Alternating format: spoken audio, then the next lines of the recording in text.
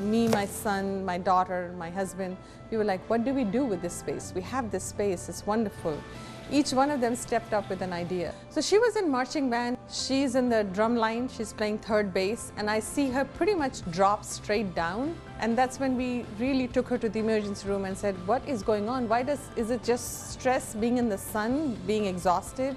And when they started to do blood work and everything else, they figured out that, again, the main culprit just being food allergies. And with the food cleanup like we started to do, she started to get functioning back. The first step was throw everything that you have in your pantry, because she was allergic to about 4 things. And we started cooking with what we could eat. Now, cooking is not just about eating healthy and then saying, I can't eat this because there's no taste. I can't eat this because there's no flavor, or it's too hard to cook. So we had to simplify the cook process and still keep it very tasty. So that's where we started putting meals together, meal prepping, shopping very differently, very alertly.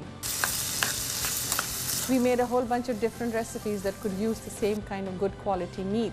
For instance, we have a stuffed bell pepper that we put the dried up chili into it, but we serve it with tzatziki sauce and quinoa and a salad. Now, using the same chili, we go ahead and add raisins to it, and we made our own version of empanadas that we serve, and we call them gujias. Then the most important thing that I learned was the value of the different acids that go into our body. Then all the vegetables that we cook or we don't use the tops and the ends or the leaves. We collect all that stuff, we dehydrate it, we grind them up, add Himalayan salt, and make our own seasoning, which doesn't have salt but has a little bit of Himalayan salt. Very sulfuric, gives a nice pungent touch to it. So those are the things we started to put together and get it going. So when this idea came up, when we had this space as a rental, my son's suggestion mostly was, you have done a great job of catering and cooking classes. If you have a brick and mortar location, they will come. They know the value of your food. They will come and consume the same stuff that you've been trying to teach them to do it at home.